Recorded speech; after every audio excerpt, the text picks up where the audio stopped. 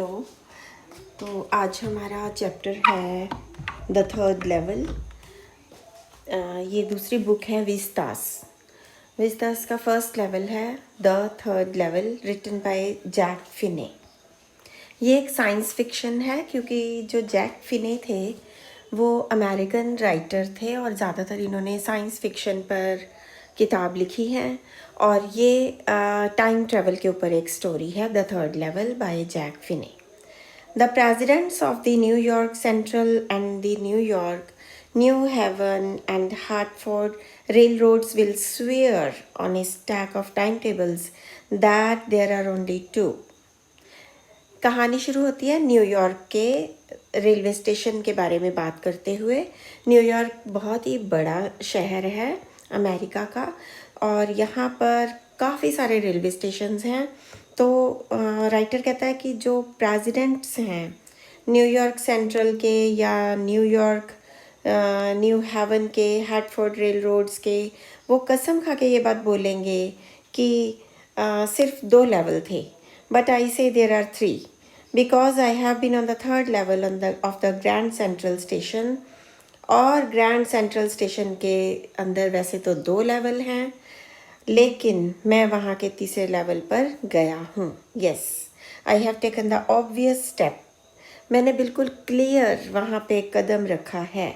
Obvious का मतलब clear, साफ मेरी मेमोरी में है कि मैंने तीसरे लेवल पे कदम रखा है। I talked to a psychiatrist friend of mine among others. मैंने सबसे बात की इस विषय में, एक डॉक्टर से भी बात की, साइकेट्रिस्ट से। I told him about the third level at Grand Central Station and he said it was a waking dream and fulfillment.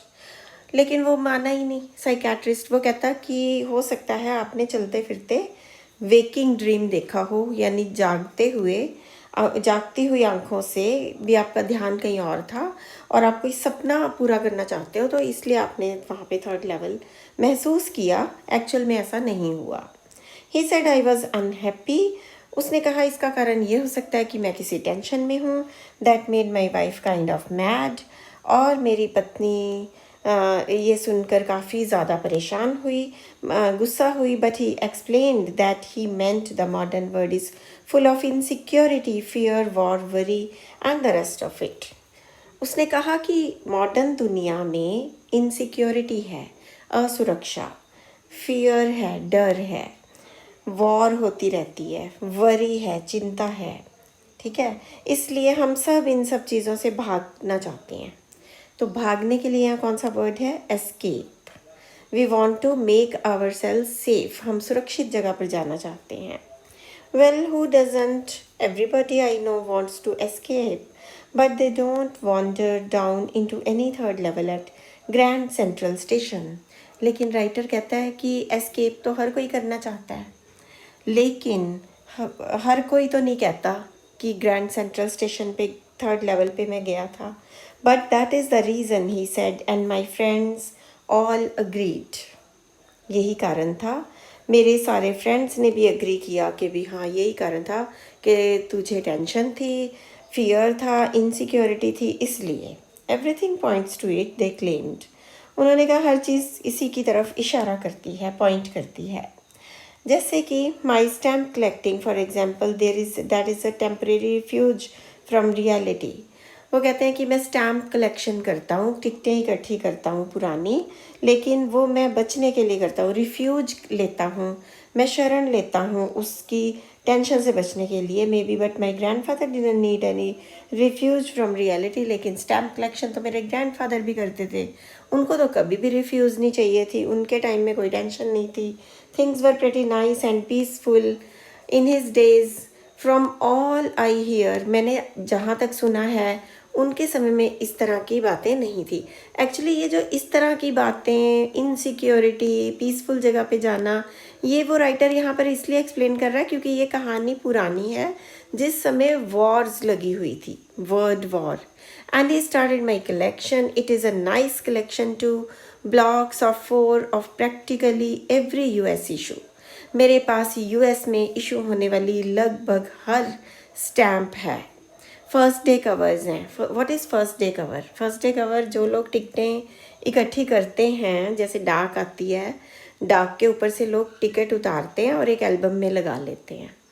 और फर्स्ट डे कवर उसको कहते हैं। जैसे कि कोई नई टिकट इशू हुई पोस्ट ऑफिस में, तो आपने क्या किया, आपने उस एक लिफाफा लिया, उस पे अपना खुद का ही एड्रेस लिखा और उसको आप डाक में डाल आए, खाली लिफाफे को, और वो डाक स्टैंप लग के पोस्ट ऑफिस की उसके अंदर डेट आ जाएगी, तो वो आपके पास ही आ जाएगी। तो फिर उस लिफाफे को रखना, that is first day cover. पहले ही दिन लोग ऐसा काम करते हैं जो स्टैम्प्स इकट्ठी करते हैं। And so on. President Roosevelt collected stamps too, you know. और अमेरिका के एक राष्ट्रपति हुए हैं प्रेसिडेंट रूजवेल्ट पुराने टाइम में। वो कहता है कि वो भी स्टैम्प कलेक्शन करते थे, क्या वो भी टेंशन से भागना चाहते थे? Anyway, here is what happened at Grand Central. अब राइटर हमें स्टोरी सुनाता है कि एक्चुअल में बात क्या है। One night summer I worked late at office. मैंने लेट तक ऑफिस में काम किया। I was in a hurry to get uptown to my apartment, so I decided to take the subway from Grand Central because it is faster than the bus. मैंने late काम किया, मैं जल्दी में था कि मैं अपने अपार्टमेंट में पहुंचूं, इसलिए जल्दी में जाने की वजह से मैंने सबवे लेनी थी और इसी वजह से मैं बस से जल्दी पहुंचना चाहता, इसी वजह से मैं ग्रैंड सेंट्रल स्टेशन पे गया। What is subway? Subway is metro. North America में, America Canada is North America, वहाँ पे मेट्रो ट्रेन्स को सबवे कहा जाता है। Now I don't know why this should have happened to me. I am just an ordinary guy named Charlie. पता नहीं मेरे साथ ही ऐसा क्यों हुआ, मैं तो एक सिंपल सा लड़का हूँ, चार्ली, ऑर्डिनरी गाय हूँ, Charlie. 31 years old, and I was wearing a tan gabardine suit and a straw hat with fancy band. मैं 31 साल का हूँ। मैंने एक टैन का मतलब होता है डार्क कलर का गैबर्डीन का सूट डाला हुआ था और मैंने एक हैट डाला हुआ था, जैसे कि आप पिक्चर में देख सकते हैं, और एक फैंसी मैंने बैंड डाला हुआ था हैट के ऊपर। I passed a dozen men who looked just like me. मैं अपने जैसे कई लोगों के पास से गुजरा। And wasn't trying to escape from anything. और मैं यहाँ स्पष्ट कर दूँ कि मैं सिर्फ अपने घर जाना चाहता था, मैं किसी टेंशन में नहीं भाग रहा था। I just wanted to get home to Louisa my wife. मैं अपनी पत्नी जहाँ में रहती है, लुइसा और मैं रहता हूँ, वहाँ घर में जाना चाहता था। I turn in to Grand Central from Vanderbilt Avenue and went down the steps to the first level where you take trains like the 20th century.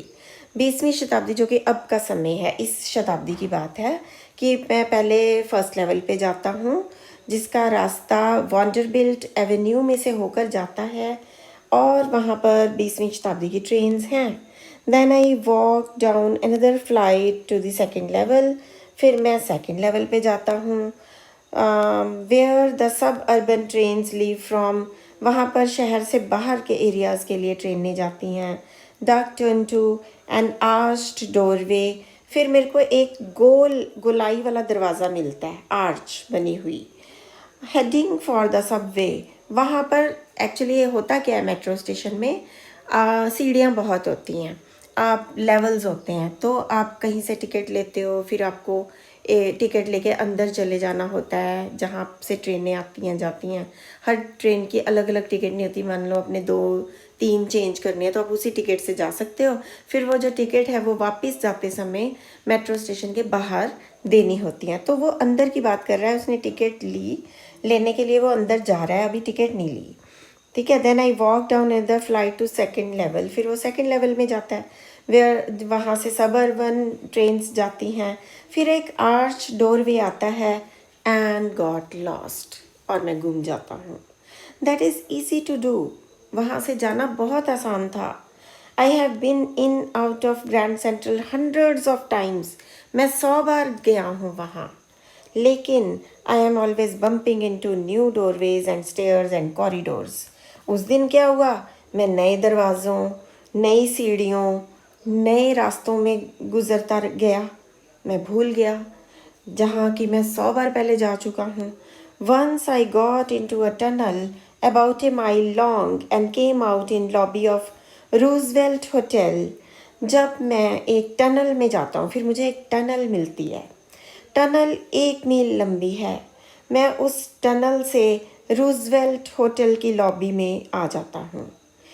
फिर another time I came up in an office building of 46th Street 3 blocks away। फिर उसके बाद मैं 3 blocks दूर एक building में चला जाता हूँ जो कि 46 नंबर स्ट्रीट में है। Sometimes I think grand central is growing like a tree. उस दिन मुझे ऐसे लगा ग्रैंड सेंट्रल स्टेशन इतना बड़ा हो गया, पेड़ की तरह बढ़ी जा रहा है। 1 मील लंबी सुरंग, फिर उसके बाद 4 ब्लॉक्स छोड़ के 46 street, pushing out new corridors, नए रास्ते, न्यू स्टेयरकेसेस, नई सीढ़ियाँ। जड़ें हैं क्या ग्रैंड सेंट्रल की?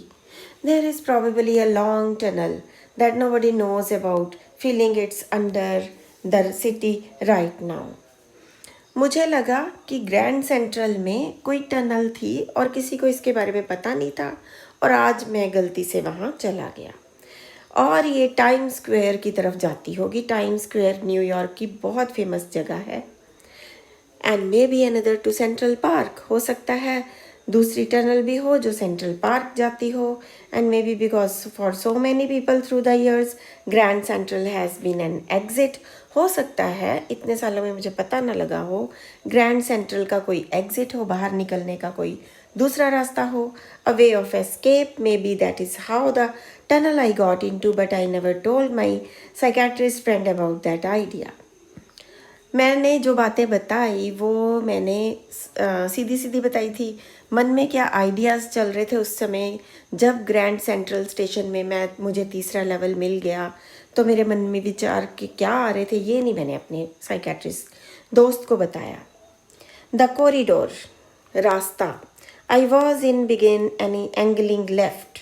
जिस रास्ते पर मैं चल रहा था वो लेफ्ट की तरफ मुड़ने लगा। स्लैंटिंग डाउनवर्ड्स, धीरे धीरे नीचे जाने लगा।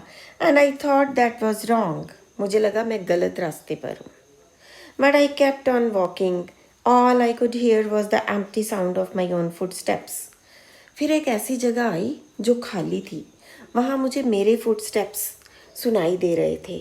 I didn't pass a soul, एक बंदा दिखाई नहीं दे रहा था। Then I heard that sort of hollow roar. फिर मुझे गरज की आवाज़ आई। Ahead, that means open space and people talking, जिसका मतलब था दूर कहीं लोग बात कर रहे हैं। The tunnel turned sharp left, tunnel left मुड़ गई। I went down a short flight of stairs and came out on the 3rd level at Grand Central Station। मैं एक फ्लाइट ऑफ स्टेयर्स, एक सीढ़ियाँ लेके बाहर आया और 3rd लेवल के ऊपर पहुँच गया। For just a moment I thought I was back on the 2nd level. एक पल के लिए मैंने ये भी वहाँ सोचा कि मैं क्या 2nd लेवल पर गया हूँ। But I saw the room was smaller. फिर वो वहाँ पर जाके कुछ चीज़ें नोटिस करता है, वो चीज़ें आजकल के रेलवे स्टेशंस पर नहीं होती। पहली चीज़, रूम वॉज स्मॉलर, कमरा छोटा था। There were fewer ticket windows, ticket windows बहुत कम थी। आजकल टिकट विंडोज़ के लिए बहुत चीज़ें होती हैं। ट्रेन गेट्स थे, वो भी कम थे। Information booth in the centre was would and old looking, लकड़ी का इंफॉर्मेशन सेंटर बना हुआ था, बहुत पुराना लग रहा था। और the man in the booth वोर अ ग्रीन आई शेड, और जो आदमी लकड़ी के बूथ में बैठा हुआ था उसने हरे रंग की ग्लासेस वाला चश्मा डाला हुआ था, आई शेड डाली हुई थी। And long back sleeve protectors, और स्लीव प्रोटेक्टर्स डाले हुए थे काले रंग के। The lights were dim, light बहुत कम थी, सॉर्ट ऑफ फ्लिकरिंग, और वो फ्लिकर कर रही थी, लौ की तरह जल रही थी। Then I saw why they were open flame gas lights.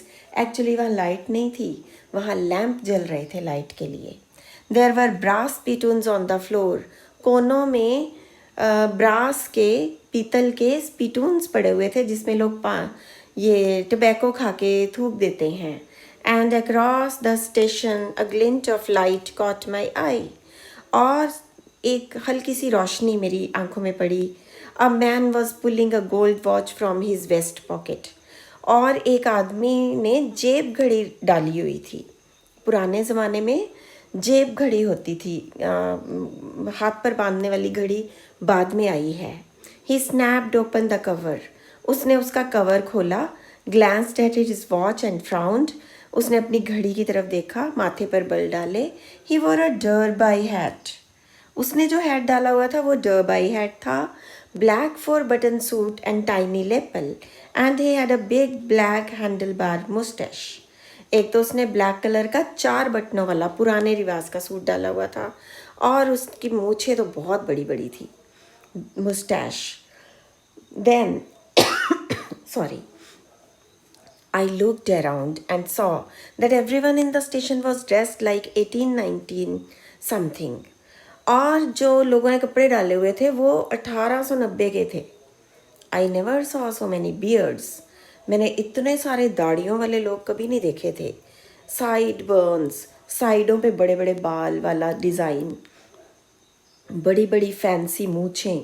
A woman walked in through the train gate. She wore a dress with leg of mutton sleeves and skirts to the top of her high-buttoned shoes. उस औरत ने, एक औरत देखी, वो train ले रही थी, उसने बहुत टाइट सी स्लीव्स वाली शर्ट और स्कर्ट डाली हुई थी और जो उसकी टॉप थी वो उसके बटन ऊपर तक थे। Back of her, out on tracks, I caught a glimpse of a locomotive, a very small Courier and Eve locomotive. आपको पता है CURRIER, Courier and Eves train के इंजन बनाने की बहुत पुरानी कंपनी है। ट्रेन के इंजन जो कोयले से चलते थे, लोकोमोटिव इंजन, तो मैंने वो लोकोमोटिव इंजन देखा वहाँ। फनल शेप्ड स्टैक, उसके ऊपर एक बड़ी ऊंची सी पाइप थी धुआं निकालने वाली। And then I knew to make sure, अब मैं मेक श्योर करने गया। I walked over to a newsboy and glanced at the stack of papers at his feet. एक लड़का अखबार बेच रहा था, मैंने उसके अखबार देखे। अखबार का नाम था द वर्ड, और द वर्ड तो अब बंद हो गया, कुछ सालों से नहीं छपा। The lead story said something about the president Cleveland, और उसकी जो सबसे बड़ी खबर होती है ना न्यूज़पेपर के ऊपर, सबसे मोटे अक्षरों में एक मेन न्यूज़ होती है, उसको बोलते हैं लीड स्टोरी। लीड स्टोरी थी प्रेजिडेंट क्लीवलैंड के बारे में। I have found that front page since in the public library files. फिर मैंने पब्लिक लाइब्रेरी फाइल्स में वो पेज देखा था। ये 11 जून 1894 को छपा था। I turn toward the ticket window, knowing that here on the 3rd level at Grand Central I could buy tickets. फिर मैं टिकट विंडो में जाता हूँ और मैं टिकट्स बाय करना चाहता हूँ। फिर मुझे पता चलता है कि मैं ऐसी टिकट खरीद सकता हूँ जो लुइसा को और मुझे पूरे USA में कहीं भी ले जाएगी, जहाँ हम चाहें, where we wanted to go in the year 1894. And I wanted 2 tickets to Galesburg, Illinois. और मैं अलग अलग शहरों के सिटीज़ के नाम हैं USA के, एक है गेल्सबर्ग और एक है Illinois. Have you ever been there, क्या तुम कभी वहाँ गए हो? It is a wonderful town still, with big old frame houses, huge lawns, tremendous trees whose branches meet overhead and roof of the streets. मतलब गेल्सबर्ग इलिनोआ में घर अभी भी बहुत बड़े बड़े घर हैं, लकड़ी के घर को बोलते हैं फ्रेम हाउस। पहले फ्रेम बनता है लकड़ी का, फिर उसमें घर बनाते हैं। बड़े बड़े, ह्यूज, ह्यूज होता है वेरी बिग, लॉन है। ट्रिमेंडस वर्ड नोट कीजिए, ट्रिमेंडस मतलब वेरी मच। ट्रिमेंडस ट्रीज़ हैं, बहुत ज़्यादा ट्रीज़ हैं, ब्रांचेस हैं जिनकी सिर पे आती हैं, ठीक है, स्ट्रीट्स की रूफ बना देती हैं ब्रांचेस, इतने पेड़ हैं। In 1894 summer evenings were twice as long and people sat out on their lawns. 1894 में लोग फ्री ज़्यादा होते थे, समर की इवनिंग काफ़ी लंबी होती थी, लोग अपने लॉन्स में बैठते थे। मैन स्मोकिंग सिगार्स, मैन वहाँ पर सिगार पीते थे। टॉकिंग क्वाइटली, चुपचाप बातें करते थे। Women waving palm leaf fans, और उन दिनों फैंस नहीं होते थे, तो विमेन के पास पाम के पत्तों के फ़ैन होते थे with fire flies all around, और फायर मक्खियों को दूर रखने के लिए कुछ होता था इन ए पीसफुल वर्ल्ड। उस समय कोई वॉर नहीं होती थी, जनता बहुत पीसफुली रहती थी। To be back there with first world war still 20 years off, और to be back there with the first world war में 20 साल बाद, मतलब फर्स्ट वर्ल्ड वॉर जबकि टाइम में वो पहुंच गया है, उसमें से पहली वर्ल्ड वॉर भी 20 साल बाद होनी थी, and World War Two over 40 years, और वर्ल्ड वॉर टू होनी थी 40 साल बाद। लोगों को कोई टेंशन ही नहीं थी। I wanted 2 tickets for that, मुझे उस शहर की 2 टिकटें चाहिए थी। The clerk figured the fare, clerk ने किराया गिना। He glanced at my fancy hat band, और उसने मेरा हैट देखा, उसको बहुत फैंसी लगा। But he figured the fare, फिर किराया काउंट किया, and I had enough for 2 coach tickets one way. कहता तुम्हारे पास तो इतना किराया है कि तुम पूरा का पूरा कोच बुक करवा लो। But when I counted out money and looked up, the clerk was staring at me. जब मैंने पैसे काउंट किए तो क्लर्क मेरी तरफ घूर रहा था। He nodded at the bills, bills मतलब जो पैसे मैंने दिए उनके ऊपर वो हैरान होके देखता है। दैट इज़ंट मनी मिस्टर, कहता है ये पैसे थोड़ी हैं। He said, and if you are trying to skin me, तुम मुझे बेवकूफ़ बनाना चाहते हो, you won't get very far, तो तुम ज़्यादा दूर नहीं जाओगे, ये क्या दे रहे हो मुझे। तो वो उसको आज के डॉलर्स दिखा रहा था। And he glanced at the cash drawer beside him, फिर मैंने उसका कैश ड्रॉर देखा। ग्लैंस करने का मतलब होता है टू हैव ए लुक, नज़र डालना। He glanced at the cash drawer beside him. Of course the money was old style bills, वहाँ तो पुराने स्टाइल के रुपए के नोट थे, half again as big as money we use nowadays. आजकल के डॉलर्स के बजाय आधे थे, डिफरेंट लुकिंग थे। I turned away and got out fast, मैं जल्दी जल्दी वहाँ से बाहर निकला। There is nothing nice about jail, क्योंकि उसने कहा कि तुम पैसे, नकली पैसे दे रहे हो मुझे, तो मैं भागा वहाँ से डर के मारे, क्योंकि जेल तो अच्छी नहीं है। इवन इन 1894 में भी जेल अच्छी नहीं होगी। And that was that, I left the same way I came. I suppose, मुझे लगता है शायद मैं वही सारा रास्ता चल के वापस आया। Next day during lunch hour I drew $300 out of the bank. अगले दिन मैं लंच में फिर से $300 बैंक से निकाल के जाता हूँ। नियरली ऑल वी हैड, क्योंकि मेरे पास सिर्फ $300 ही थी। And bought an old style currency that really worried my psychiatrist friend. ये बात ने मेरे साइकेट्रिस्ट फ्रेंड को चिंता में डाल दिया, क्योंकि मैं वो $300 लेके कहाँ गया, पुरानी करेंसी खरीदने। You can by old money at almost any coin dealers, तुम ओल्ड मनी किसी भी दुकान पे जहाँ पुराना सामान मिलता है, एंटीक सामान मिलता है, वहाँ से ले सकते हो। बट यू हैव टू पे अ प्रीमियम, लेकिन तुम्हें अपने घर के पैसे भरने हैं।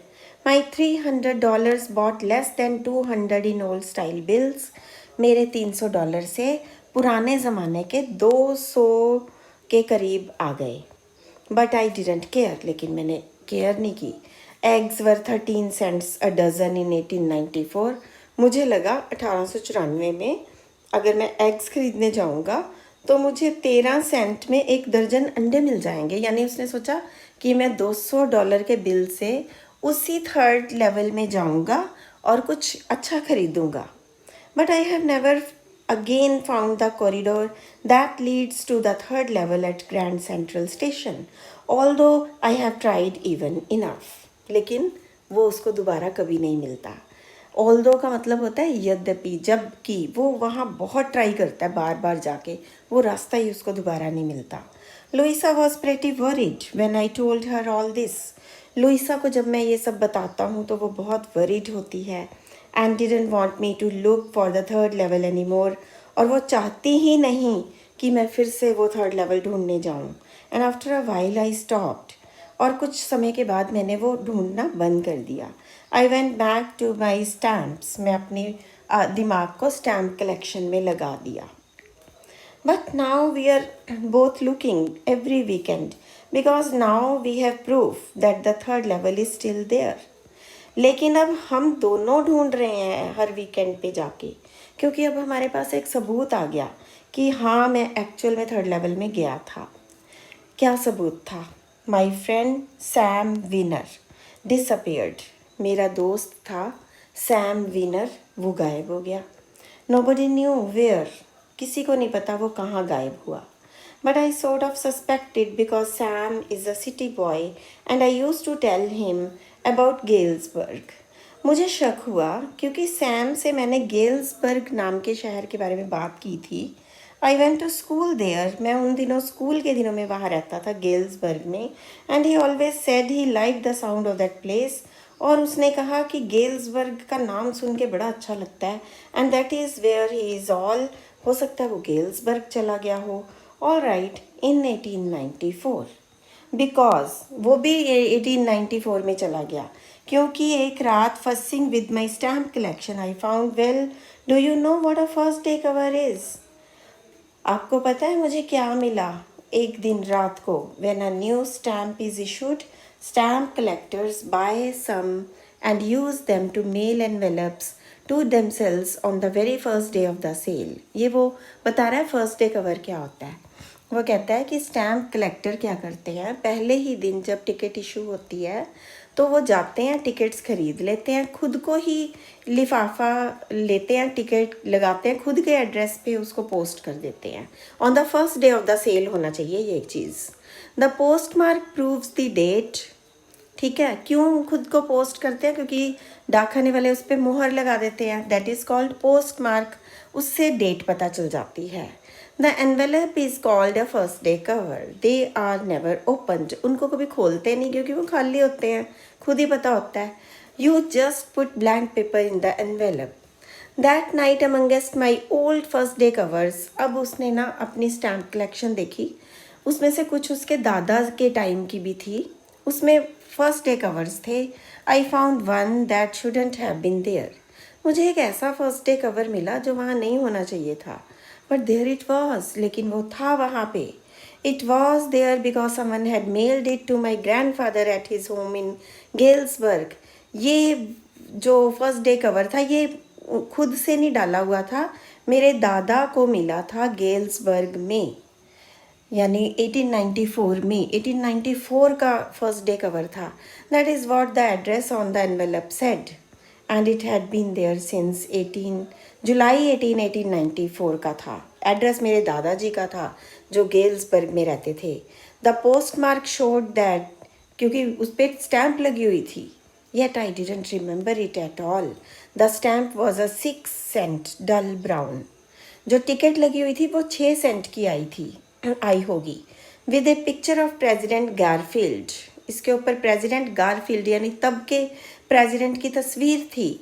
Naturally when the envelope came to granddad in the mail, जब मेरे ग्रैंड डैड यानी दादाजी के पास वो डाक में आया होगा, it went right into his collection and stayed there, तो उन्होंने इसको वहीं रख दिया।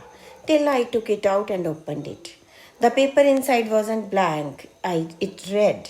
अब उसके अंदर एक चिट्ठी थी, उस पर क्या लिखा था देखो ऊपर, address 941 Willard street Galesburg, Illinois state का नाम है, जुलाई 1894, चार्ली को लिखी गई है लेटर। 1894 में चार्ली तो पैदा भी नहीं हुआ था। I got to wishing that you were right, मैं विश करता हूँ क्योंकि तुम सही थे। Then I got to believing you were right, फिर मैंने विश्वास किया कि तुमने जो बात मुझे बताई थी वो सही थी। And Charlie it is true, ये सच है। I found the third level, मैं भी थर्ड लेवल ढूंढ चुका हूँ। I have been here 2 weeks, मैं यहाँ 2 हफ्तों से हूँ। And right now down the street at the Dalys someone is playing a piano, मैं गली में हूँ गेल्सबर्ग में, कोई पियानो बजा रहा है। They are all out on the front porch singing, और सब लोग फ्रंट पॉर्च पे बैठे हैं, आंगन में बैठे हैं। गीत बज रहा है, seeing Nellie home, and I am invited over for a lemonade, और मुझे किसी ने अपने घर बुलाया है लेमनेड पीने के लिए। Come on back Charlie and Luisa, वापस आ जाओ चार्ली और Luisa, keep looking till you find the third level. जब तक तुम्हें थर्ड लेवल ना मिले ढूंढते रहो। It is worth, believe me, मुझे विश्वास करो, ये बहुत सुंदर है। The note is signed Sam, और उसने साइन किया Sam. At the stamp and coin store I go to, मैं उस स्टैम्प को दिखाने के लिए, कॉइन दिखाने के लिए मैं स्टोर में जाता हूँ। I found out that Sam bought $800 worth of old style currency. कहते हैं कि सैम ने $800 की करेंसी खरीदी पुरानी। That ought to set him up in a nice little hay feed and grain business, ताकि वो पुराने 1894 में जाके हे का खाने का या ग्रेन का बिजनेस कर लेगा। ही always said that what really wished he could do, उसने हमेशा ये कहा था कि वो काश ऐसा कर सकता। He certainly cannot go back to his old business, और वो अपने पुराने बिजनेस में नहीं जा सकता था। Not in Galesburg Illinois in 1894 his old business. Why? Sam was my psychiatrist. Sam वही लड़का था जो मेरा साइकेट्रिस्ट था, जिसने उसको ये कहा था कि तू गलत है, तू किसी चीज़ से भाग रहा है, तूने दिन में जागते हुए सपना देखा, इसलिए तुझे लगा कि तू थर्ड लेवल पे चला गया। एक्चुअल में बात ये थी कि जिस दिन से उसने उसको बात बताई तो वो खुद थर्ड लेवल ढूंढने में लग गया। जब उसने कहा कि मैं $300 की ओल्ड करेंसी ले रहा हूँ, तो वो खुद जाके $800 की करेंसी लेके थर्ड लेवल के अंदर जाने की कोशिश करता रहा और वो उसमें कामयाब हो गया।